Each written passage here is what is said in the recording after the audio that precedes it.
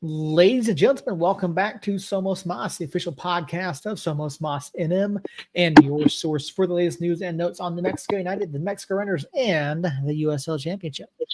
My name, of course, is Seth Bidoff, and joining me this evening for our USL Cup final preview, one and only Jacob Terrell.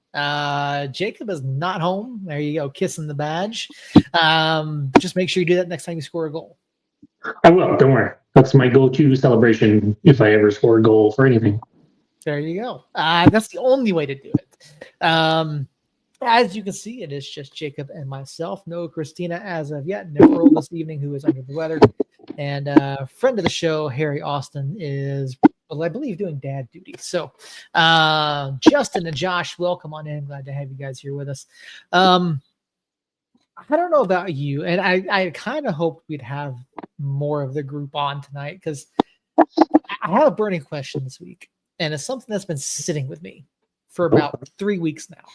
Oh, makes me nervous. Okay. And I don't know that we've talked about it on the show before. Are you a Christmas person pre-Thanksgiving or post-Thanksgiving? Post. Straight up post. I will say that we have listened to a couple Christmas songs. Mm-hmm. And for movie night last Friday, we did watch Santa Claus. Okay. But no, I'm very much like the tree's not going to go up till after Thanksgiving. Decorations, anything like that, no. After Thanksgiving for sure. Okay. I am absolutely a post Thanksgiving kind of person. I've already told my boys, said, hey, we're Thanksgiving weekend. I'll have them after Thanksgiving on Friday, Saturday, whatever. We'll put up the tree, we'll put up decorations, do the ornaments, do all of that. Now I did take them shopping because one of our traditions is the boys get to buy new ornaments every year. So we've done that. That I get. I don't want to wait until like December, because at that point the ornaments are all gone. So I'm definitely a post Thanksgiving person, and it's been bothering me because there are stores that have had Christmas decorations and Christmas sections up before Halloween. Mm-hmm. Mm-hmm. That's the new norm. It drives me nuts, and I hate it. And I will say, for the most part, I haven't heard Christmas music yet, but there are some places that are already playing it. And I know there are some people who are, as soon as they're all about it. As soon as like the 1st of November hits, they're ready, and their houses throw up Christmas. I can't bring myself to do it. No, you got to give Thanksgiving the respect it deserves. Speaking of Thanksgiving, do you guys have any plans? Yeah, we're going to my cousin's house here in Fort Sumner, or over in Fort Sumner, since I'm not home. And then, so mine and Allie's anniversary is actually Thanksgiving Day this year. And so I think Friday we're going to go and do an overnight trip somewhere. We just haven't decided yet. Okay, fun stuff. Yes, I mean, it's always good to spend time with family. I'll have myself and the boys, and that'll be it. And we're going to enjoy our time together. I've already got a turkey. I've already got some sides. I got some things ready to go. I've told the boys that each get to make a special request for Thanksgiving. What do you want? What's your side of choice? Logan wanted pumpkin pie. Alex asked for some sort of potatoes. I'm like, okay, sure, fine. We'll get you some potatoes. Oh, yes, for cranberry sauce too. So, is there anything that your kids look forward to? Is there anything that they've asked for? No, they just kind of get what they get. We don't. I think we cooked last year, the year before. We did it at our house, but normally we go somewhere for Thanksgiving, and so it's kind of a free for all. And there's a bunch of this and a bunch of that, and so they're still too young to have taste buds that are worth a darn, and so they don't get red chili. They don't get Two of them don't even eat mashed potatoes. Mhm. It's a sad existence. Hi, Jane. Black Friday feels non-existent at this point. Absolutely, it does. With all the Yeah, because nobody shops in person anymore. yeah, no one does. And then the fact that I walked into a store this morning, because I'm looking at purchasing a new sofa because I still have a futon. And the guy was like, "Oh yeah, we're running a Black Friday sale all month long." Yeah. Yeah. So that's not Black Friday. Now he did offer. He goes, it's at this price. I'll give you 20% off. Mm. Okay, not a bad deal. I mean, I didn't, he goes, we can even deliver it for you today. I'm like, I mean, I said if I was home, sure, but I'm not home today. So, but yeah, no, I don't envy the people that go out Black Friday shopping. I've already done, I've already got ideas. I have lists. Lists have been sent to people. Like, here's what they want. I'm sure you're doing the same. I don't know if you let your kids go through and circle things in the toy books. We usually don't. We haven't done the toy books, but they always tell us. Mm-hmm. We started asking at dinner. I don't know, a week ago or so, and but it'll change 3 times by the time Christmas actually rolls around. So Mm-hmm. we're notoriously bad at pre-planning and getting stuff early. We do have a few things already bought. I think those might be from Santa. I'm not sure. So we'll see. But no, Christmas is not on my mind yet. Okay. What's the big ticket item the kids have asked for? The 2 little ones want bikes. Okay.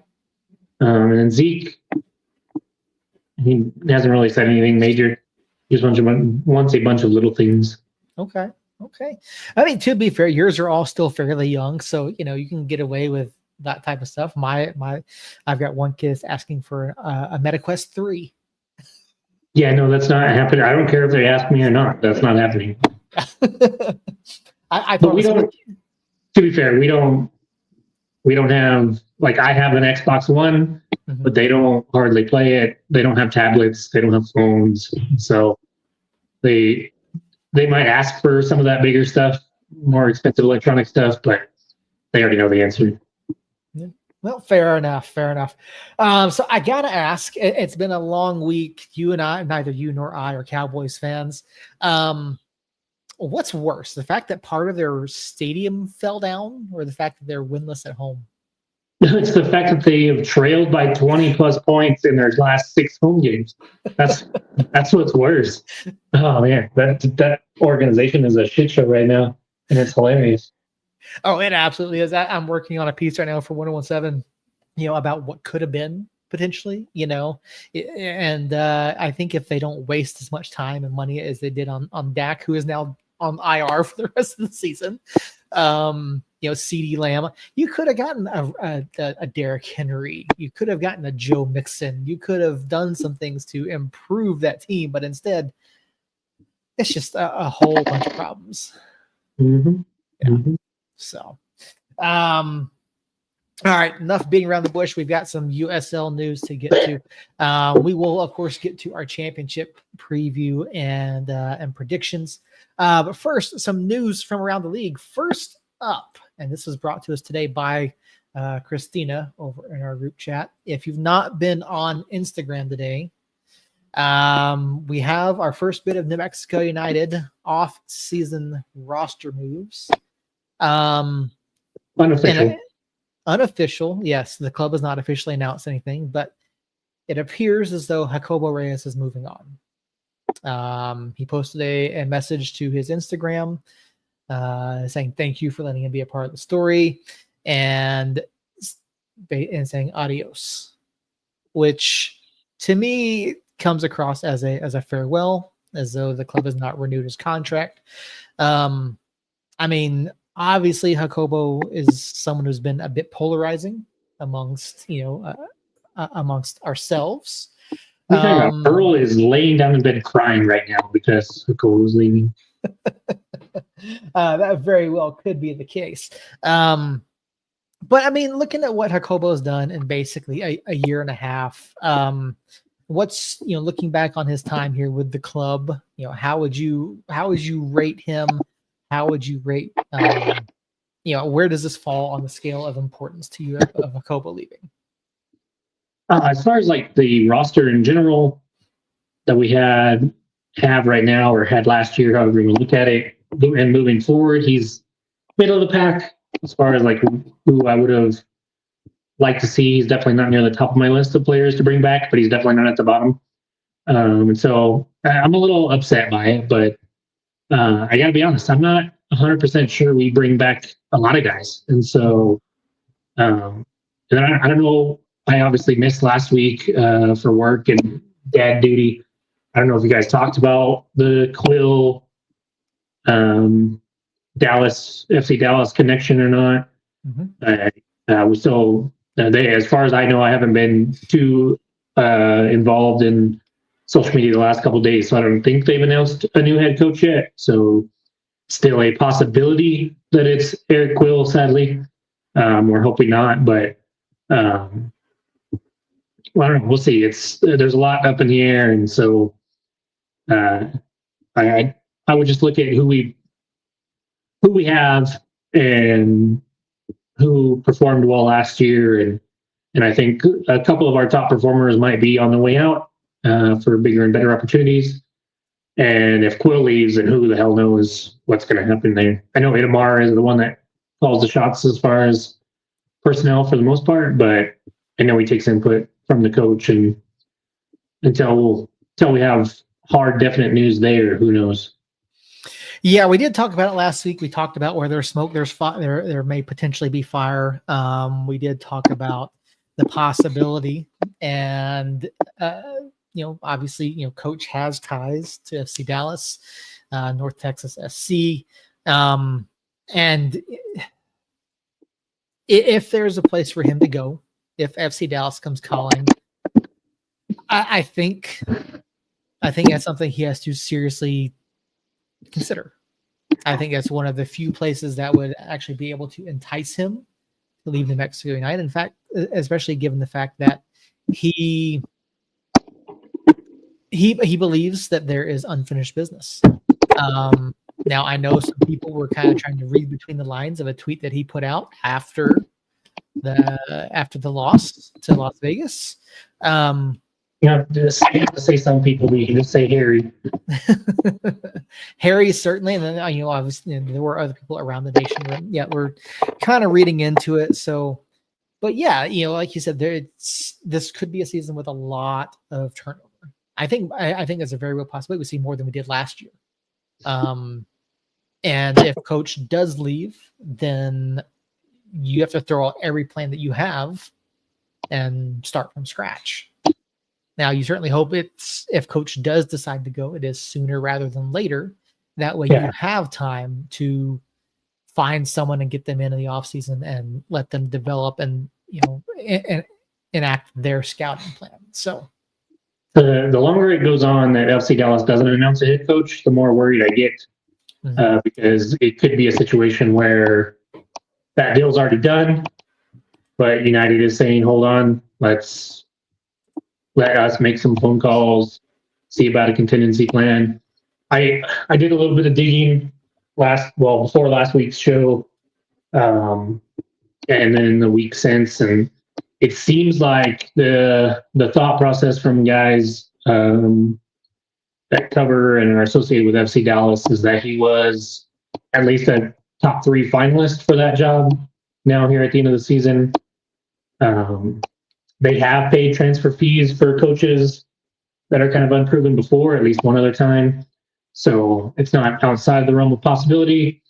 And like Christina's mentioned it in the chat, at least. I don't remember if she saw it here, but it could be like the new extension could have been like hey, don't leave yet, finish out the season, and then let us at least get something for you leaving. And so I don't know. Yeah. Hopefully it stays, but you never know. Yep. And yeah, to the point we talked about last week, if Quill were to leave at this point, FC Dallas, unless unless coach and the club come to some sort of agreement on him walking away, FC Dallas would more than likely end up paying a transfer fee or transferring some players, something as compensation to the club, because coach is locked up for 2 more seasons. So, I agree. The longer Dallas takes to make their decision, the more nerve-wracking it's going to be. Unless someone from United, unless coach comes out, or if Peter or Ron or someone comes out and says, no, coach is staying. Yeah, until Dallas makes that announcement, I don't care what's said by the club. It's not that I don't trust Peter or Ron or even coach for that matter, but you never know. Things can change. And so until FC Dallas says so-and-so is our new head coach, then we'll have to see. That is very true. Speaking of the city of Dallas, USL announced it today, although we kind of heard about it a couple of days ago. USL has announced USL Dallas over in Garland, Texas. The newest professional soccer team in Texas will join the USL Championship for 2027. Now, what does this say to you? I mean, obviously you've got FC Dallas in the area. You've got other soccer clubs in and around. I mean, what does it say to you that the USL has now gone into the heart of an MLS town? This is like we've seen, San Diego and Austin, rest in peace to both those clubs. We've seen them, St. Louis, another one that has folded after the announcement of an MLS team coming in there. And I think where this differs is FC Dallas. Not FC Dallas. The Dallas-Fort Worth metro area is huge. There's a ton of people there. And it already has a pretty strong soccer fan base.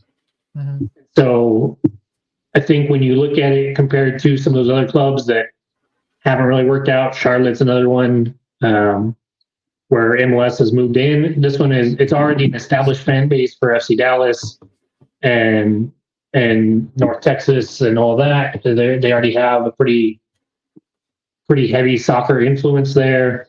So I think it can work. I think it's USL deciding, hey, look, we're not going to let MLS markets be completely out of the picture. If they're a strong enough market and can handle another team, then I think they're willing to go for it. And I think Justin brings up a good point. Like after the World Cup, I think especially because I think there's AT&T Stadium is one of the host stadiums for the Open Cup.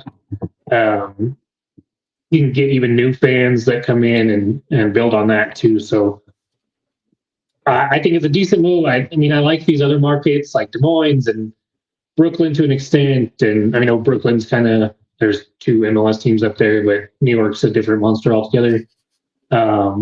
And so I like all these like mid-major type markets, but Dallas is I think it's a good decision. And you've got, San Antonio, San Antonio and El Paso. Man, we've gone through a lot of Texas teams since we started joining this league.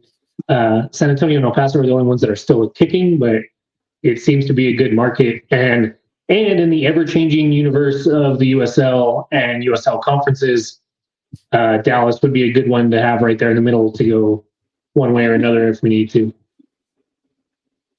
Yeah, it's definitely an interesting market. I do agree that, the Dallas-Fort Worth area is significantly larger than many of the markets that the USL goes into.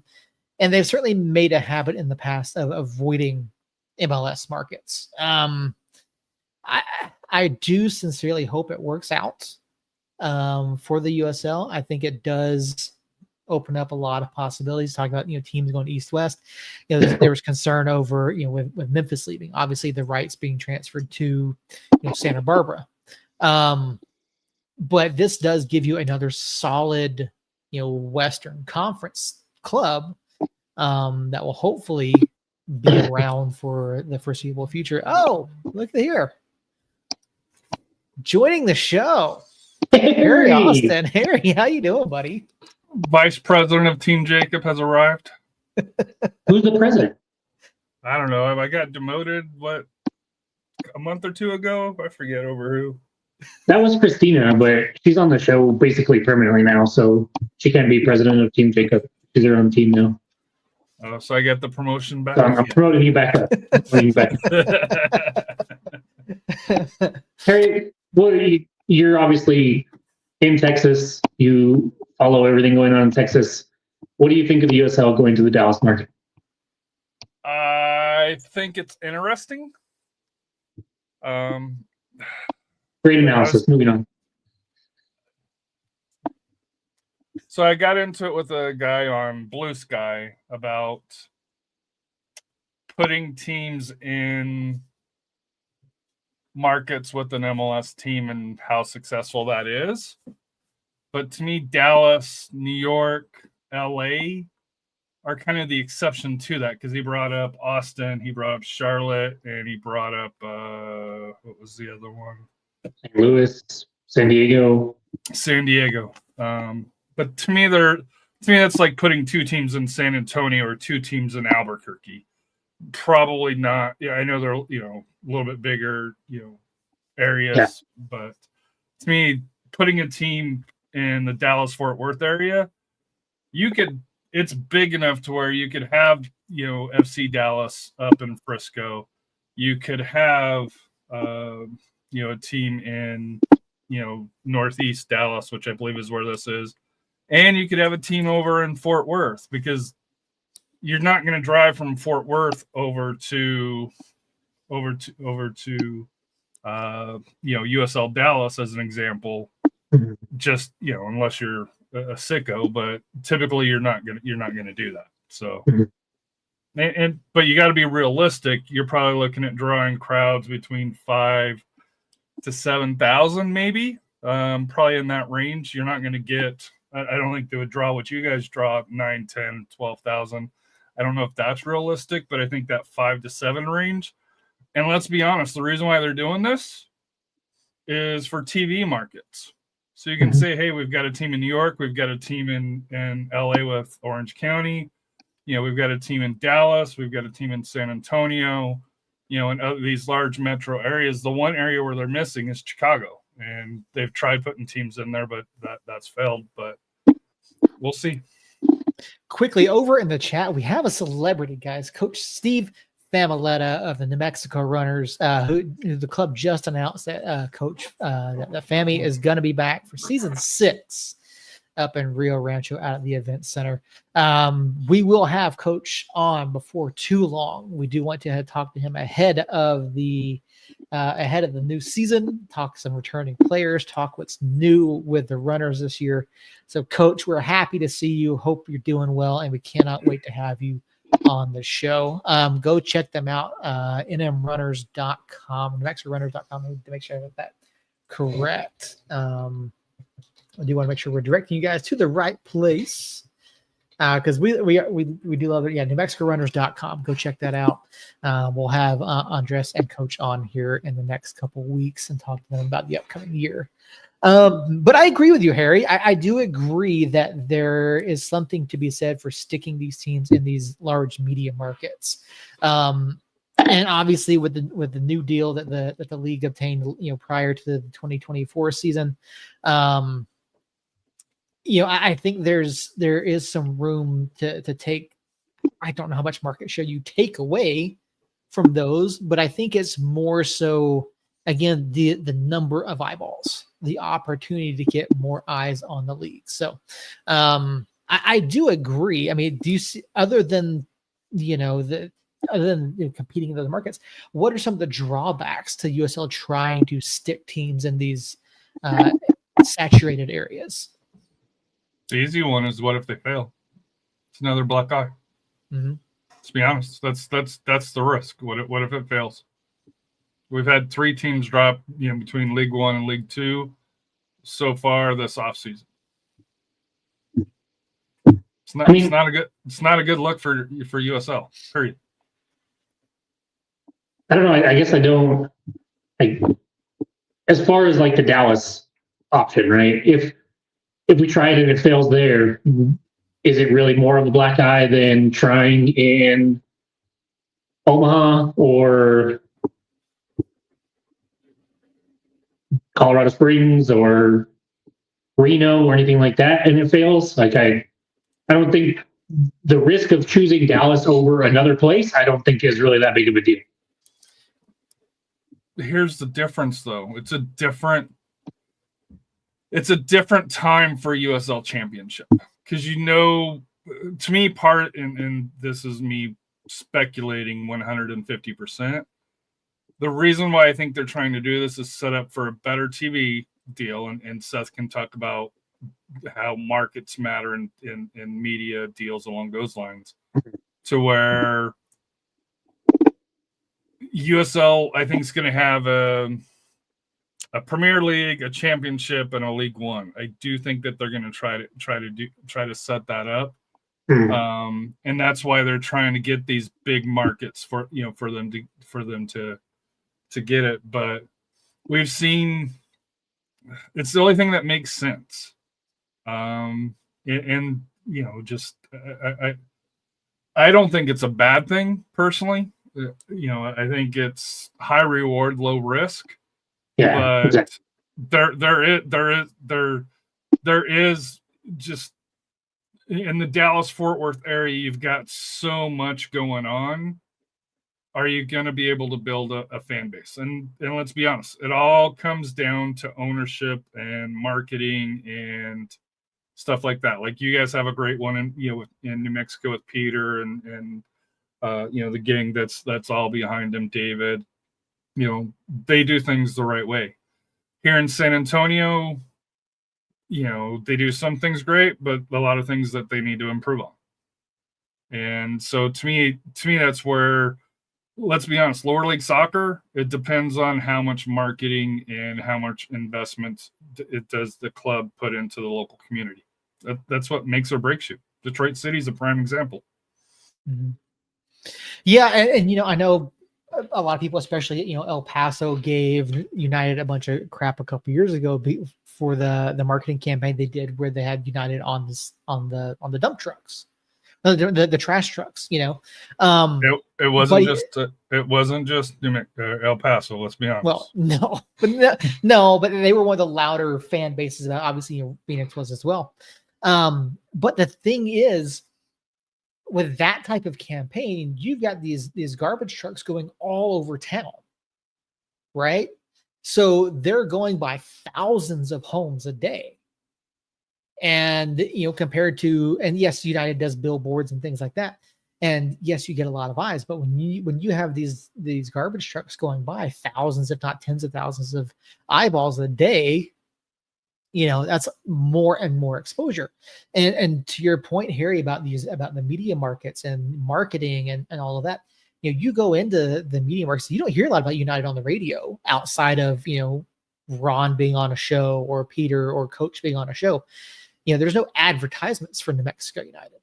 It's all word of mouth. It's all billboards. It's all print media. It's their social media teams.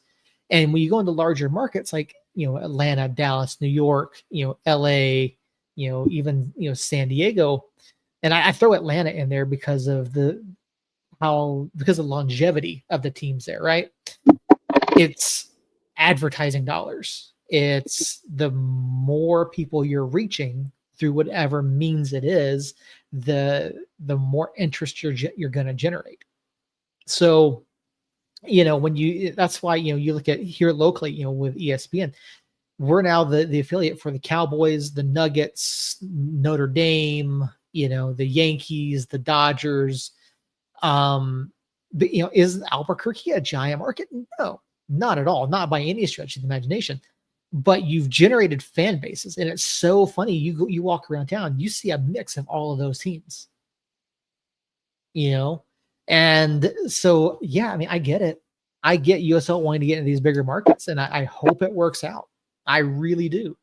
And I think that when you have success as you have there, with FC Dallas, not so much in winning cups, but looking at the players they developed and moved on. Ricardo Pepi, those types of things draw eyeballs as well. So I hope it works out. I really do. And, it's, we talked about it last week, all these potential teams, what happens in the future with these, we're here at the end of 2024 announcing a club for 2027.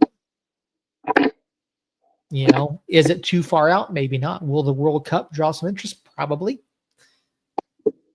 But you have to hope that USL and USL leadership have a plan for all of this and that they've thought about it.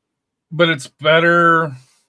The timeout doesn't bother me because really you're talking 2 years. Because we're already at the end of 2024. So it gives them 2 years to get established, to get the branding out, to get the stadiums right. Because to my knowledge, they got the ownership group in place. But at this time, I don't think that they have the stadium or, along those lines. So to me, 2 years is proper because you don't want to rush it because, like I said here, if you rush it and you ruin that first impression, that can destroy a team. Absolutely can. That is absolutely true. And that's why it's one of the things I think that has gone so well for clubs like United and even El Paso and, Monterey, Oakland, they've come in. Have there been some stumbles along the way? Absolutely. United certainly had some stumbles in their inaugural year. Other teams have as well. But what we're seeing is as these clubs are coming out, and look at Rhode Island right now too, they're doing the right things. They're doing what they need to do to generate that initial interest and then keep people coming back. And so they're not failing within a year, 2 years, 3 years. And I think that those are all positive signs for the league as a whole. Josh, you are not the only one worried about something like that happening. Don't worry, guys. Don't worry. But yeah, I mean, here we are now. We're at the end of another season. We've got the championship final, but I mentioned earlier, we'll get to that. Harry, we're already seeing news from around the league. We've USL Dallas being announced. We're seeing players making unofficial statements. Jacobo moving on. You've got Detroit City, who has exercised contract options for Connor Rutz and Hasiel Cedeno. You've got Phoenix Rising appointing their new coach officially, Pamadou Ka. I hope I've got that correct. FC Tulsa was the first club I saw with a player announcement the other day. Khalil El Medkar as their first new offseason rival. To be transferred as we get closer to the season, if we're going off of last year's Tulsa history. Mm-hmm.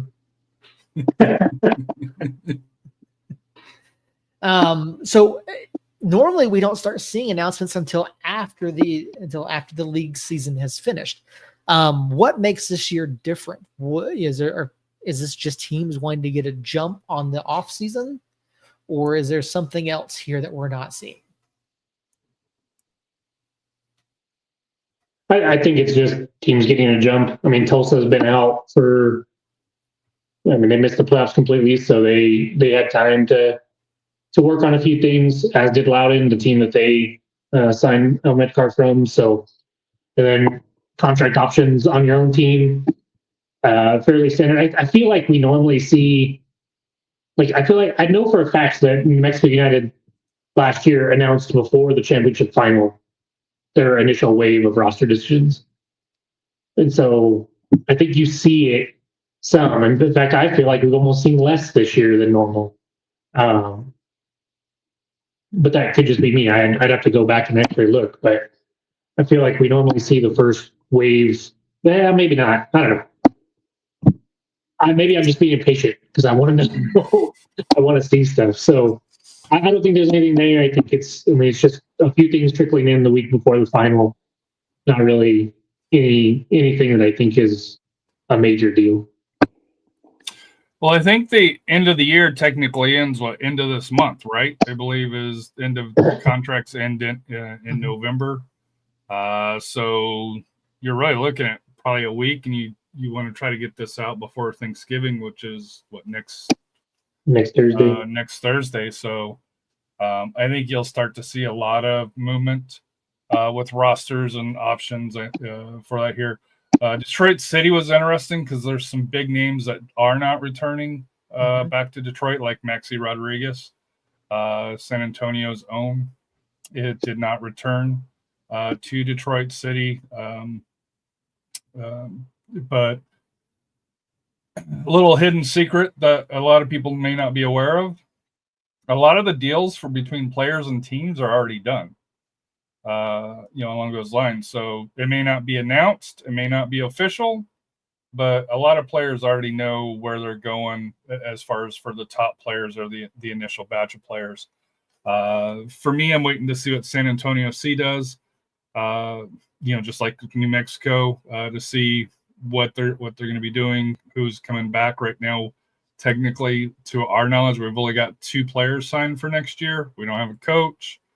So, it'll be interesting to see how that process goes for us. I know for you guys, do you think New Mexico is going to try to run it back again and maybe strengthen up a little bit, or because to me, New Mexico were a good team, but they weren't a great team, if that makes sense.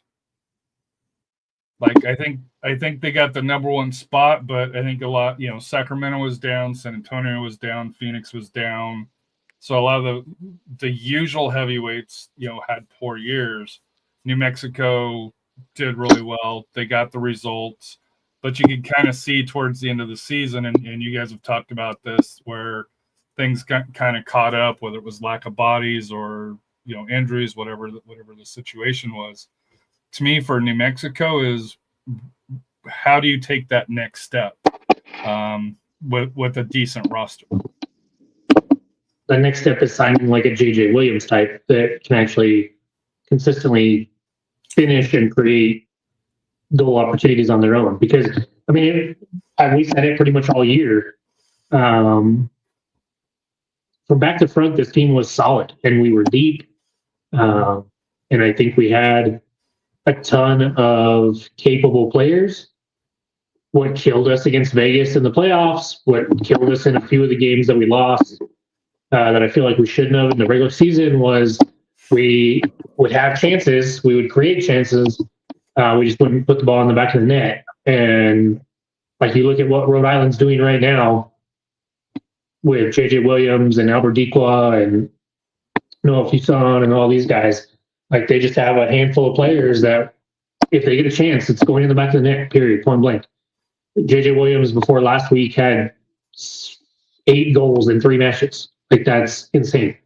Including Miami, which, I kind of hesitate to include because it was the last game of the season and they were already checked out for like the last month. And Rhode Island put up 8 on them. But, like, putting up 8 in a USL Championship match is no small feat. They put up 5 on Lou City earlier in the year. And then that just continues. They just keep finding ways to put the ball in the back of the net. And we kept finding ways not to put the ball in the back of the net. Mm-hmm. And so, to answer your question, I would love for them to bring back 90% of this roster and then go out and add somebody up top to go. I think we did that last offseason, to be fair. And the thought process was Abu Denladi could come in and be that guy. And we quickly learned that Abu Denladi is made of glass and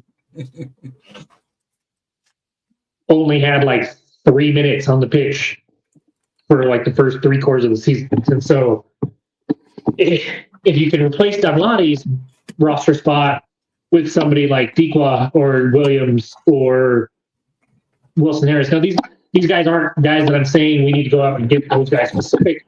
I'm just saying in that mold of people that know how to finish and can score, then I think you just make those 2 or 3 minor adjustments with that, maybe add another center back for depth. I'm going to shock and piss some people off, and I'm going to make some people really happy with the next thing I'm about to say. I think it's time to move on from Tambakis. And that's not a knock on Tambakis' abilities. I think his shot stopping is one of the tops in the league. I think having that goalkeeper he's not a captain, right? You know, he was technically there towards the end of the year, but that voice at the back that you hear just constantly throughout the season, I think eventually that can wear on you after several seasons. And so I think we need to change something up back there. But just some minor tweaks here and there. You bring back the core of, you know, Akale, Flanagan, Hurst, Bruce. I would love to see Hosu back. I don't think we're going to see Hosu back, but I would love to see him back. And Micheletto and Bailey. And I know Micheletto was kind of up and down. But you bring back that core of what, and obviously Maples and Herbert. I think if we don't bring either of them back or both of them back, we're making a huge mistake. But after that, you know, you just tweak around the edges, bring back a couple of the other guys, replace a few of the other guys, and I think we have a real chance next year. I think you look at that Vegas match. I haven't been on since we talked about that, or since that happened. So, you know, just 2 or 3 moments there that if we can actually put the ball in the back of the net, Seymour's header at the back post in the second half comes to mind. There was a few chances in the first half. This was a while ago, so and I've been sad about it, so I'm kind of pushed it out of my head. But a few things here and there. And then Zico, who's been solid all freaking season, with like the worst time turnover of his life, and as hard as it hit him, like you just change a couple things there, and I think we win that game easily. And Colorado Springs just doesn't scare me. And so we very easily could be talking about hosting a tournament or hosting a championship if 2 or 3 things go our way a couple weeks ago. And I think that's how close this roster is to being a top-notch title contender, which I think we technically already were this year. And so, yeah, just a few minor tweaks, and I'd be happy.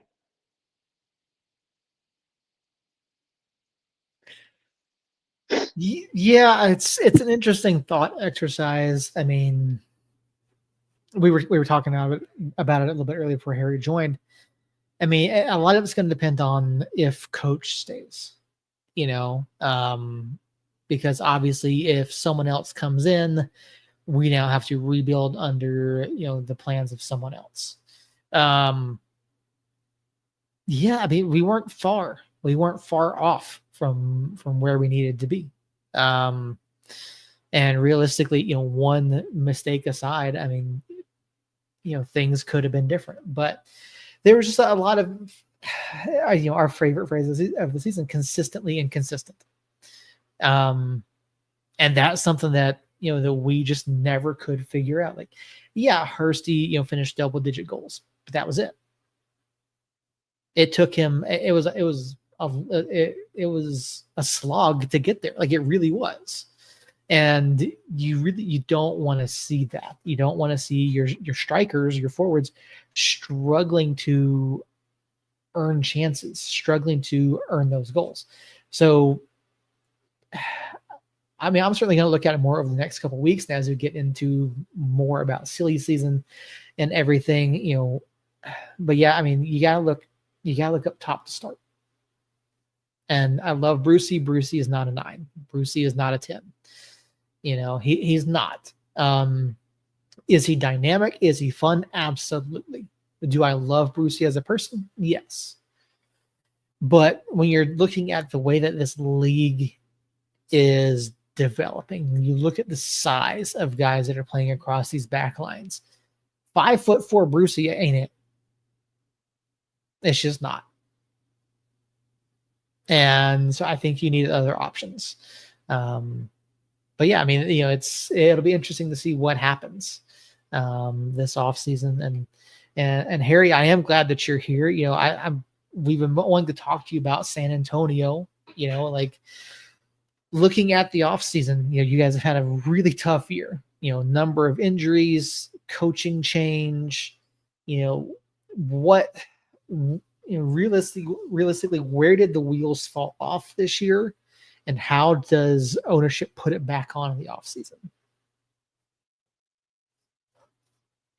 So that's an interesting question, because To me, where the wheels came apart for this team is when they transferred Patino as far as on field during the preseason of last year.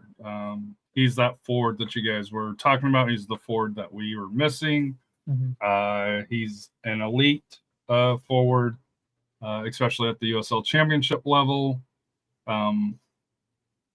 That's kind of where it went off. And then, Josh, I hate you. Josh, Mr. Handball. Hold that Mr. thought, Handball. Josh. Yeah. Mr. Handball, but no, I love Chris. Chris is a great guy. Joked with me about my handball flag, which he did sign to his credit, and then I didn't bring it to the next New Mexico game. He's like, "Where's my flag?" No, come on back. So, but to me, and then the other thing is, and this is probably bigger, is the San Antonio front office needs to work on fan engagement with the supporters groups and the fan season ticket members. They just had too many missteps this past year. And, being a Bronco fan, the year kind of turned out to be like the Broncos sold their soul to get that Super Bowl with Peyton Manning, and you knew the bill was coming. I think this was the year that San Antonio paid for all the breaks that they got in 2022, because they did get a lot of breaks. Nothing really went wrong against them. And this year, everything just fell off all at once. You couldn't catch a break. Games that you thought they would win, they wouldn't win. Like we lost to Miami. We're one of 3 teams that lost to Miami. We lost to the poor teams. We were competitive against the better teams, but you just towards the end of the year, you're just like, hey, it is what it is, and turn the page to next year. I do think Coach Marcina, a great coach, but I also think it was time for him to move on, just for the fact that he is not a player's coach. I'm not saying that he's not, doesn't communicate well or anything along those lines, but just from the reports that I've got from former players, if you're not on his good side, it's a tough environment. And if you get in his doghouse, it makes for a long year. So it'll be interesting to see what San Antonio does. We got a new technical director last year, didn't really interact with the fans, so it's hard for us to gauge what he's looking for, what he's not looking for.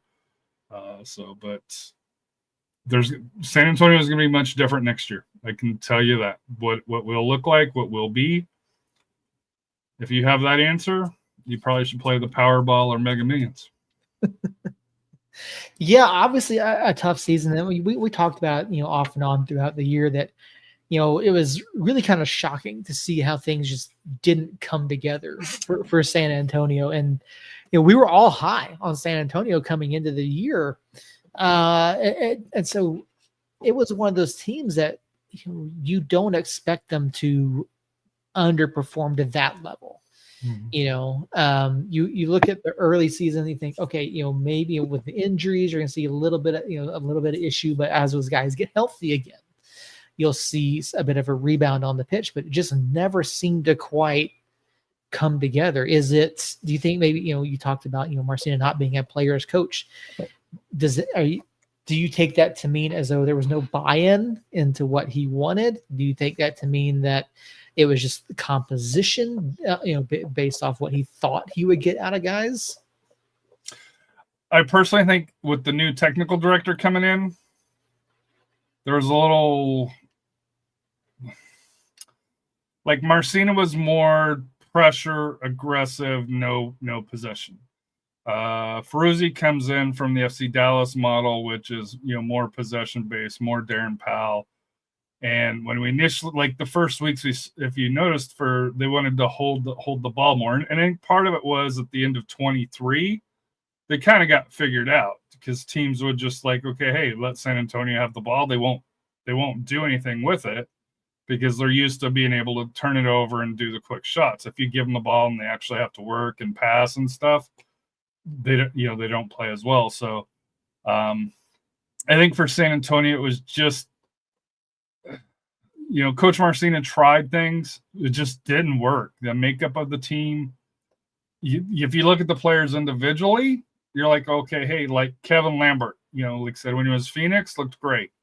With us, just, you're like, okay, you could see the talent, but it just didn't. It's one of those years that just didn't work, for so many reasons. And, people more technical with me probably could say, but just as a fan, as a season ticket holder, just the entire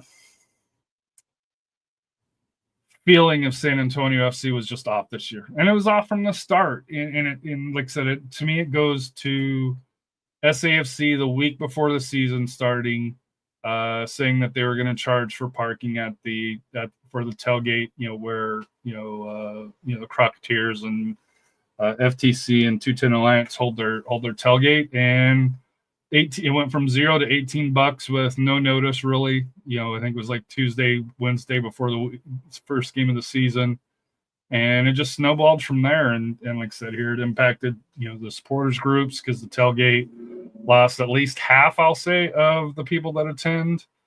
And just to me, it was just, it's a year that you just want to throw away and forget about.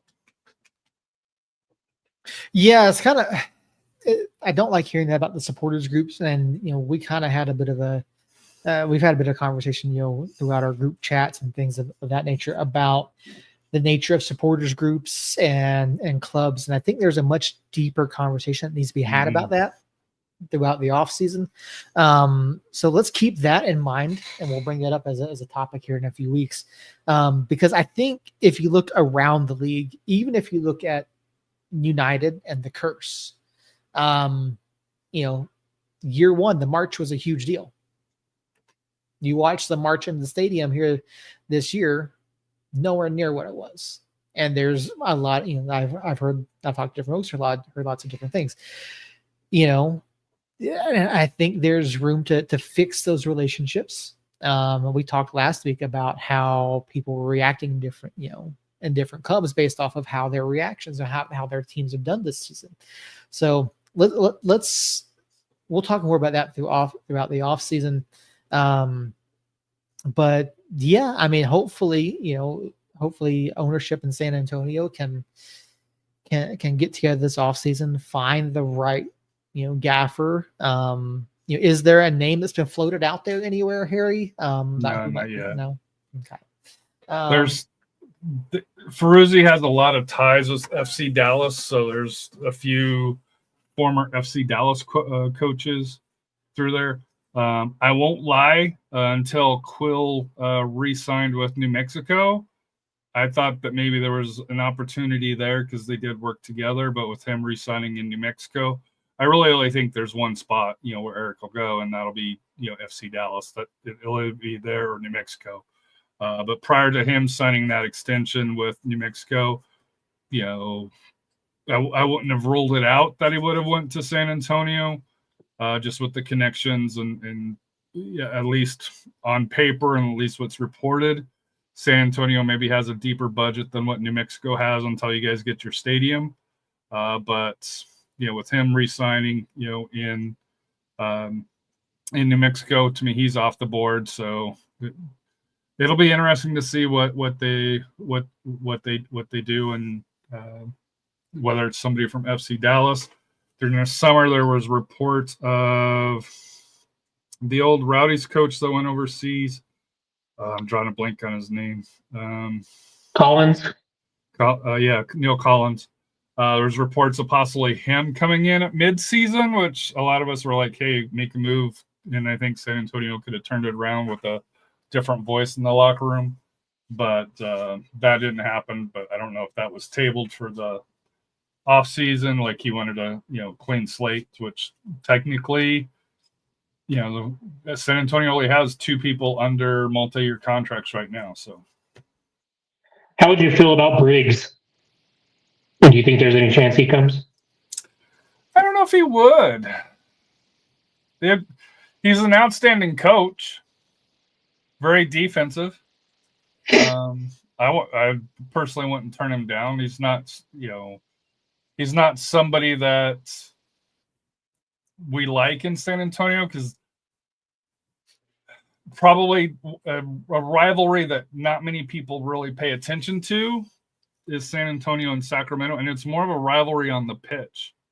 For where the two fan bases don't really engage with each other.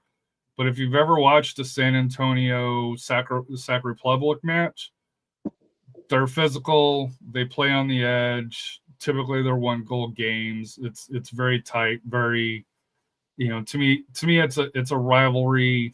If they were closer, like if they were where New Mexico was, I think it would be one of the heated rivals through here. But because they play in California and we're in Texas, the distance and the fans, don't really count them that much. But we'll see. I think you could almost say the same with New Mexico and Sacramento too. Like the matches when we played against them. Well, and I think it helps with us because we played them in the playoffs several times, and so I think they're a sneaky rival with everybody. It's funny that you mentioned the fans on there. I know they do numbers for attendance. I don't know who their fans are. Like, I have yet to see a Sacramento fan on Twitter or Facebook or anywhere, to be honest with you. Well, the joke. Well, there used, and Seth probably remembers this. There used to be a joke about on Reddit of, where are the Sacramento fans? They were all over in MLS, and then when MLS turned them down, they had nowhere to go because they wouldn't be seen in USL, and now they got kicked out of MLS. But yep, there are a few. Yep, very, very true. All right, gentlemen, we have one more topic that I had ready to go for tonight, and that is the USL Cup final. After I thought a really good weekend of conference finals, you got Colorado Springs Switchbacks advancing past Las Vegas Lights by a final score of 1-0, and then Rhode Island FC upending not only the number 1 but also the number 2 seed in the East, Charleston Battery, this time advancing by a final of 2-1 by way of an own goal from Nathan Dos Santos and a goal from Noah Fuson. Colorado Springs and Rhode Island. That is your USL Cup final. That is taking place this weekend. And interesting to note, that's a 12 p.m. kickoff time. I don't know. I mean, first of all, what do you think about the kickoff time? 12 Eastern, right? 12 Eastern. Yeah, 12 Eastern. So 10 a.m. for us. 10 o'clock Mountain Time. Yeah. That's it. Now, that's an interesting kickoff. Well, the reason why they're doing it is because it's on big CBS. Mm-hmm. Let's be honest. That's the only reason why it is it's going to be the lead into what Ohio State or into. Well, I guess it's probably not Ohio State playing Indiana early. I would not expect that, but it's leading into one of the college football matches. So you figure it should draw pretty well. And then you got the NWSL final as well later on that night between Orlando and Washington. So I think we talked about last week, Seth, that USL was this close to hosting the final in Vegas with the F1 and the Broncos and Raiders the following day. That would have been interesting to see how that gone. I'm not a fan of San Diego East. Rhode Island. I will never root for them. They're a great team. Like I said here, all credit to them. But playing at altitude, it's probably going to be cold in Colorado for here, especially at 10 o'clock. I don't think it's forecasted to snow, right? At least not here. It's not. I'd have to look at Colorado. Hold on, I'm looking it up here. Colorado Springs. So are you going to elaborate why you won't root for them? Why? Yeah, just because of San Diego East? Because I hate San Diego, dude. San Diego is one of the worst franchises ever to be created. Strong words, okay. Did you like them? No, but I didn't hate them. Well, So- we had a lot of playoff matches with them, and Landon Donovan saying, "Hey, we played dirty," and blah blah blah blah, and was just whining all over the place. Actually, it won't be that bad here. Saturday, it's Saturday, right? The 23rd. Yeah. High of 66, a low of 41, so it won't be that bad. Wind out of the No, it'll only be southwest. It'll only be 45 at kickoff. Yeah, so I was looking at the TV guide for Saturday. So it'll be going up against Florida, Mississippi, Florida Ole Miss. So that'll be an interesting time slot, and it does lead into Penn State at Minnesota. It's not necessarily a big game, but No, Penn State's what, number 4, number 5, Number 4, along yeah. those lines. But Yeah. no, I with San Diego Loyal having Landon Donovan and a few of the other schmucks that they had on the team, I'll be careful just because they did have some great players too. Don't get me wrong, but fan base was awesome for the most part. I wasn't, I'm just gonna be quiet before I say something that I regret. No, okay, so looking at the TV guide here, I don't like this timing. I really I get it. I get the lead into the big college football game at the same time slot as kickoff. On CW, you've got North Carolina at Boston College. Okay, not a huge deal. Basketball or football? Football. Yeah. Also at the 10 a.m. Mountain Time kickoff, you've got Indiana at Ohio State. That's the one. Yeah. You've got Man City and Tottenham.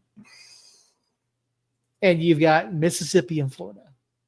This is a terrible time slot. But where are you going to put it? That's the problem.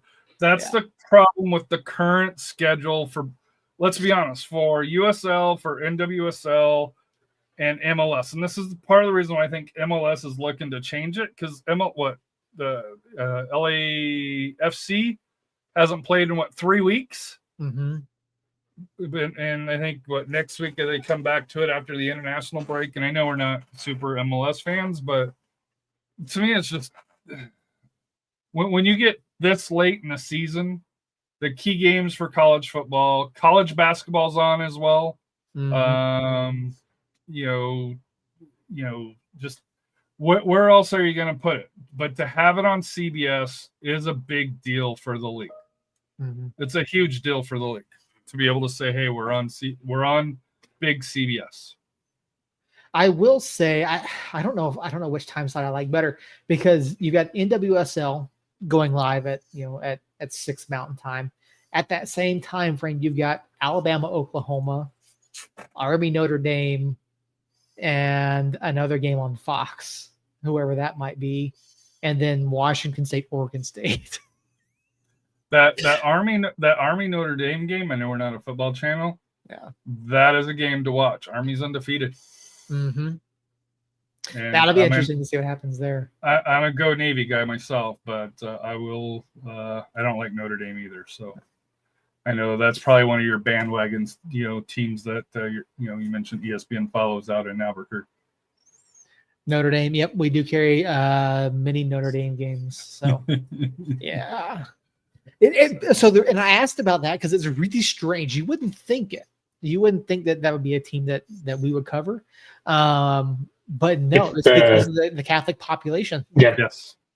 100%. Well, Notre Dame's, and I know people joke about BYU.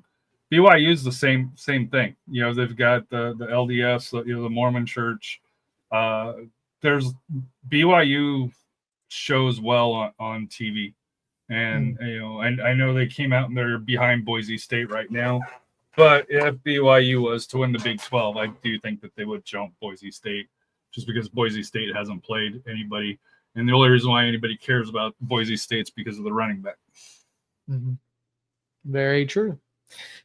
All right, so let's look at this Colorado Springs and Rhode Island match. Obviously, Colorado's coming out as a 2 seed, Rhode Island coming in as the 8.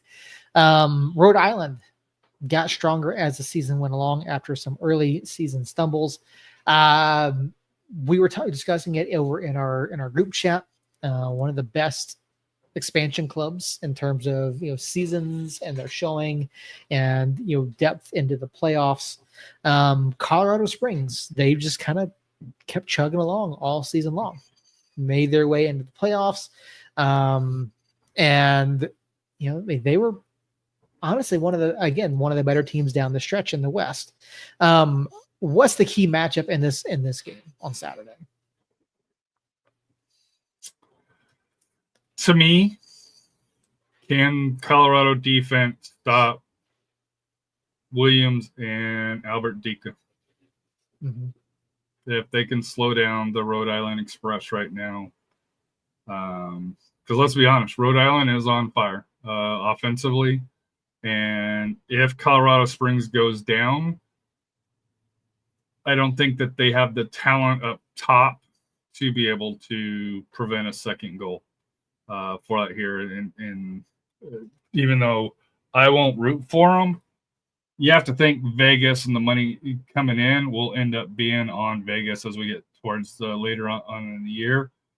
And we can't ignore this. The East has dominated the West. However, head-to-head in Colorado Springs, Colorado, I believe, won 3-1 back in May. Mm-hmm. And I know, Seth, you said Rhode Island started out slow. Let's not forget Colorado Springs lost their first 5. They did.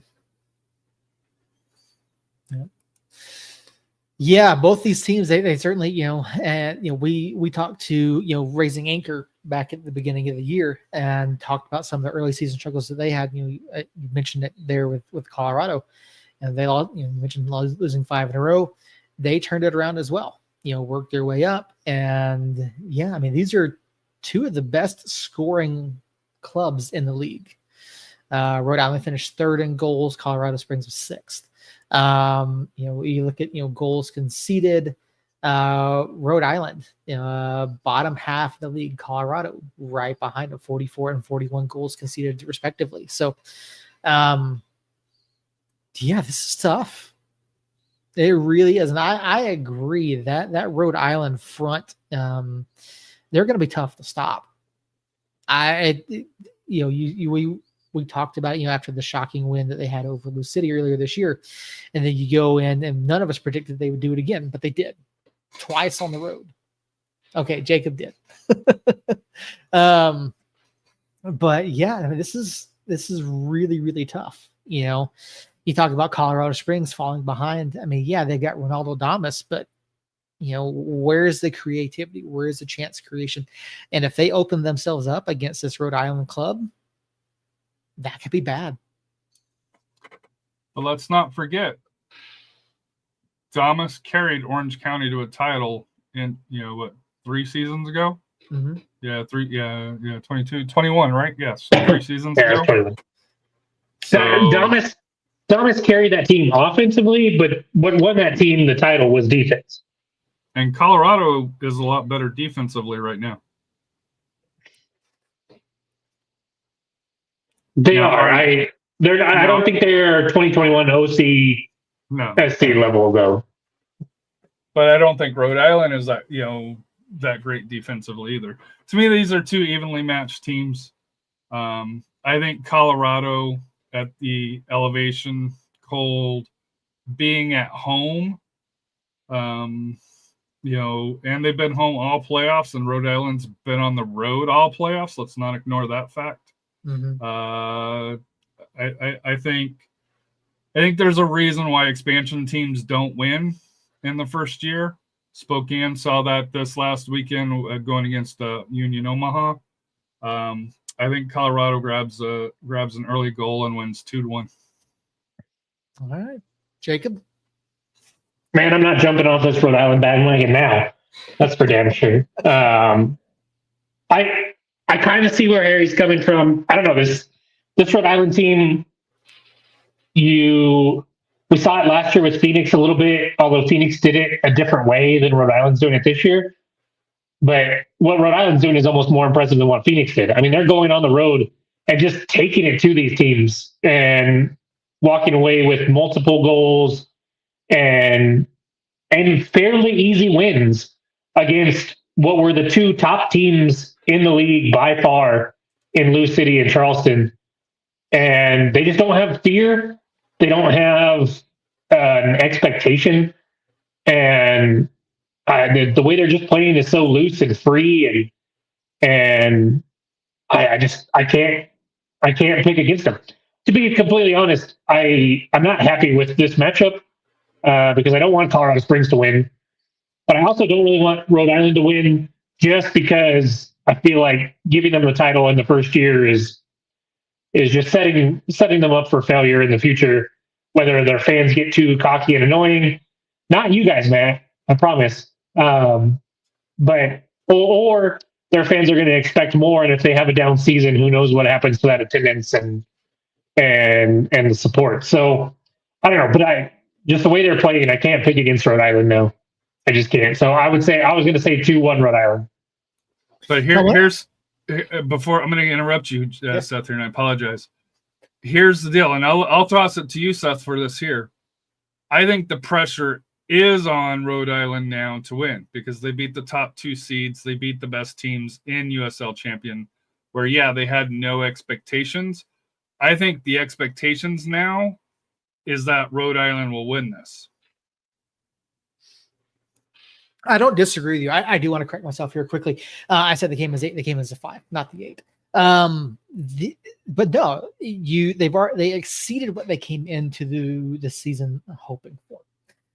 They've exceeded what anyone expected out of them. And when you look at what they've done and having to go on the road, and we know how difficult it is having watched United play an entire season on the road. This here, you've played, 3 matches in the playoffs in 3 weeks, and now you have to go to quite possibly the second highest elevation in the league next to us. You're tired. You've played 37 games in league play. You've got Open Cup in there as well. The fan expectations, the expectations of themselves as a club have got to be sky high. So I agree. There is a significant amount of pressure on them now to live up to that expectation, live up to the hype, and go on the road and pick up yet another win. Now, yes, they have just won at 2 of the hardest places to play, Patriots Point and Lynn Family Stadium. I would argue that Widener Field is harder to play at either of those. And so that's why I think Rhode Island will not win this match. I do think Colorado is better defensively. I don't see there being that many goals. As good as that Rhode Island attack is, I think this one finishes, 1-0 Colorado.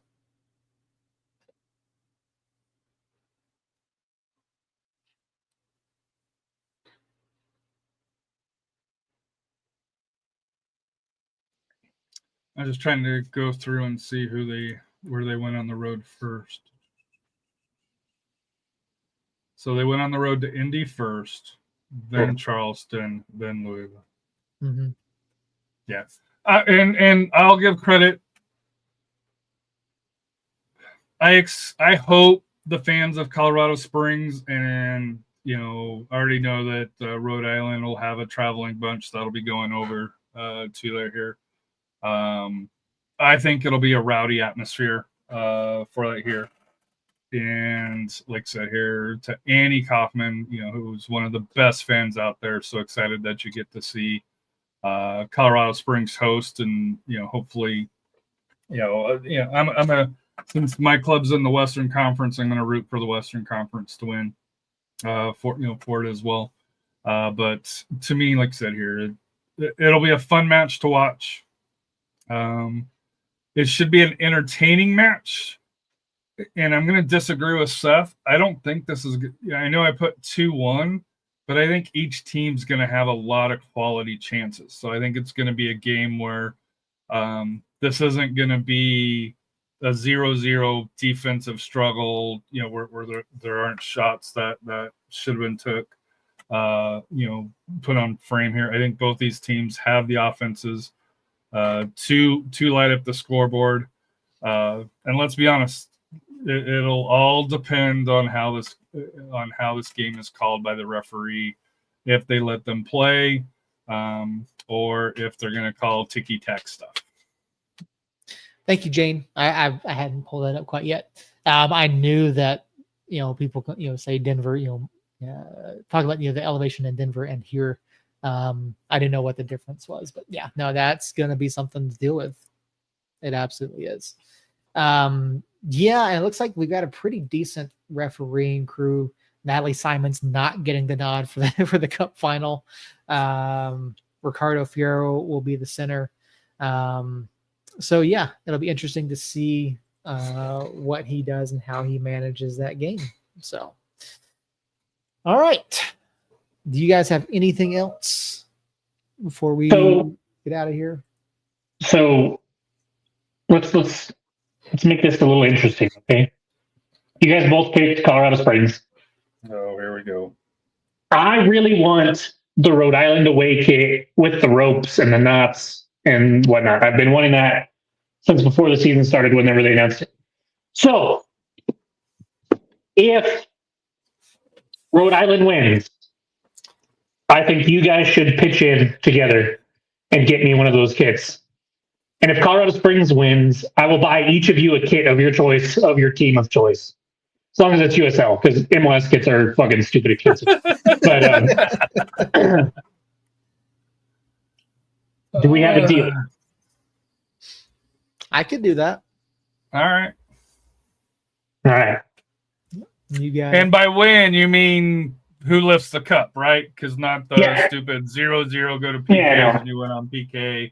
Whoever lifts the cup's what you're wanting to do. Yeah. I think Rhode Island will lift the cup, period. Point blank. And so if they do, you guys pitch in, buy me a Rhode Island kit. If they don't, I'll buy you. I'm assuming a San Antonio and New Mexico United jersey, but if you wanted to branch out and pick a different team, I'd be okay with that too. All right, sounds good. Mine will not be a San Antonio kit, actually. Will it be a United kit? Yeah. Yeah, United. Yeah. I could be persuaded. I tried to give you the Sandia kit back in March, and you wouldn't take it. You wouldn't hook up with us. You're like, I'm busy, blah blah blah. Oh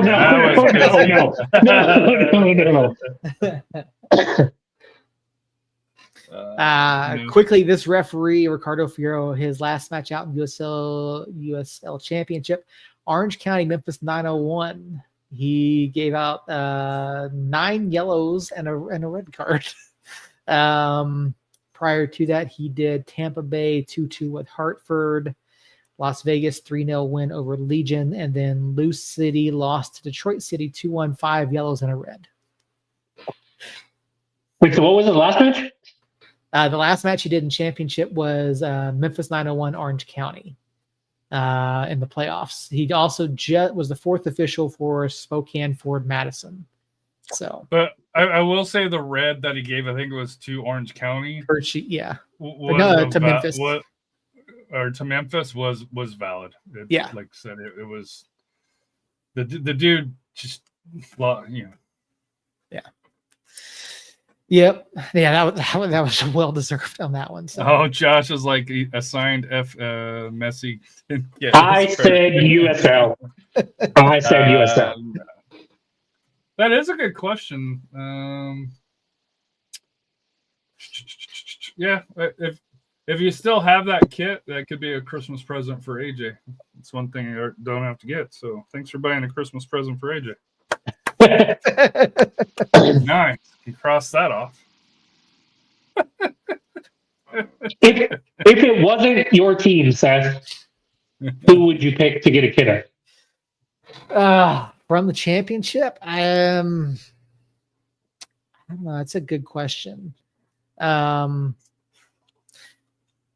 Miami before they fold. Just to say I have one. I don't think Miami's folding. At least not this year. No, not this year. So Is anybody else going to fold this year? Supposedly there's somebody else. I don't know who it would be. North Carolina. No. I don't know. I don't know. Hopefully it's not a team that's still playing. So That's very true. I have to look and see which kits.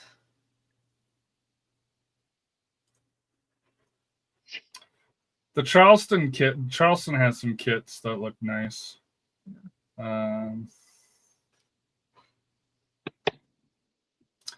It will not be the El Paso white T-shirt. I can tell you that. Good Lord, I hate El Paso's kits this year. The Roots have some interesting kits. That they do. They do. Yeah. Rhode Island's kits were nice. But Yeah. obviously I can't get a Rhode Island kit because I'm betting against them.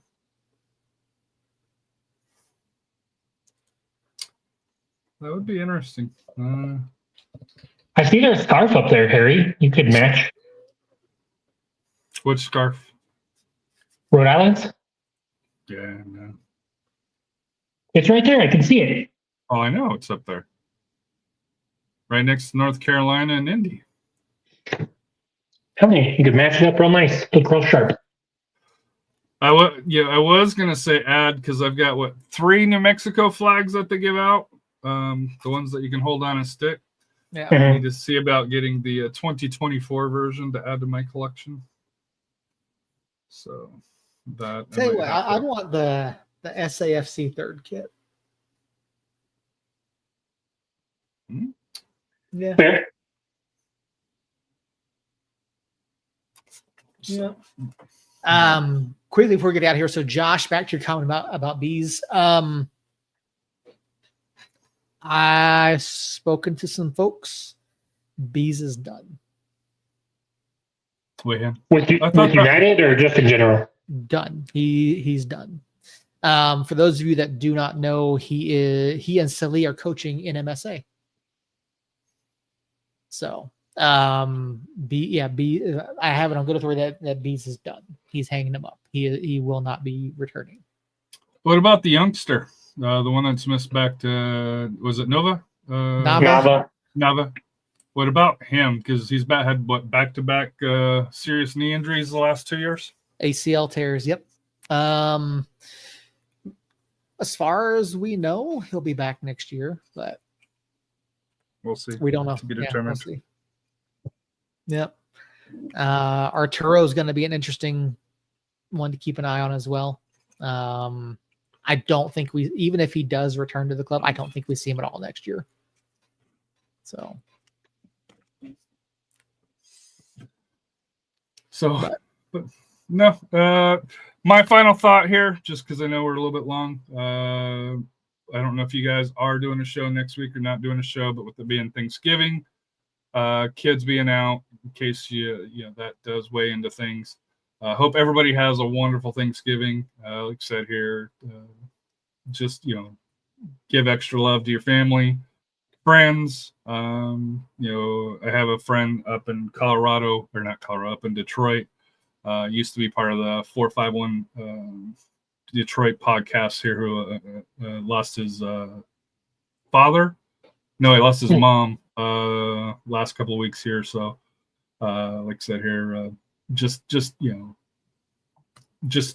always appreciate this time of year with the holidays and stuff. Just make sure you give thanks to what you have and to those that have helped set you up, and then hopefully you can help set up the future of your family and stuff along those lines here by giving them that great foundation of showing them what great leadership is, as fathers or mothers or just family friends. Thanks, Harry. Well said. Thank you, Harry. I think I'm good. Jacob, you have anything to get us out of here? No, man, I'm good. We'll be back next week. Talk about this final. I'll let you know what size and my mailing address, so you can order that kit for me. And then, silly season's right around the corner. Like we talked about earlier. We're already kind of getting some news coming in, so get ready for that. I think we'll be back next week, and then I think we'll be back the week after that, and then we'll start going every other week, unless some major news happens here or there. So about that time again, like Harry said, Thanksgiving coming up, Christmas right around the corner, a lot of stuff going on, a lot of time to spend with your family. I also know that this is a hard time of year for a lot of people. And so if you don't have any place to go or don't have anybody to talk to, feel free to reach out to us for sure. And, or at least me, I guess I'm not going to make you, if Harry doesn't want to get spammed with stuff in his inbox, I won't put that out there, but reach out to us individually, reach out to Somos Moss, whatever you guys got to do. But thanks everybody in the chat, Jane, Justin, Josh. No, I think that's it. yeah, Earl and Coach Earl. Steve. Oh yeah, Coach Steve. Some guy named Earl. I don't know who that is. But thank you guys for being in the chat. Thank everybody that was watching live. Thank everybody that listens later on your podcast player of choice. Please be sure to rate and review the podcast on that podcast player of choice. It really helps us out. And those of you watching live, like and share this video while we're going, and let's try to build up this off season and build on this successful year for United. And Harry, I'm sorry, but you guys had a shitty year. So only place to go is up from here. I shouldn't say that, but no, thank you, Harry, for hopping on. Seth, thank you. Christina, I believe, is on her way to California. So Christina, if you listen or watching, safe travels. Hopefully she'll be on next week or the week after or something like that. Earl, get better soon. Yeah, where's Earl? Where is Earl? He comes up with excuses, Dude, he acts like he lives in Western Colorado, dude. I've lost internet, no water, the sky's falling down. Dude, that there's dust. I don't know. Dude's got an excuse for everything. So as I was saying, Earl, get better. Not just get to feeling better, but just be better, period. Point blank. You are missed, Earl. I won't lie to you. But love you guys. Love everybody listening. Tune in again next week, same time. And until then, Somos Linos.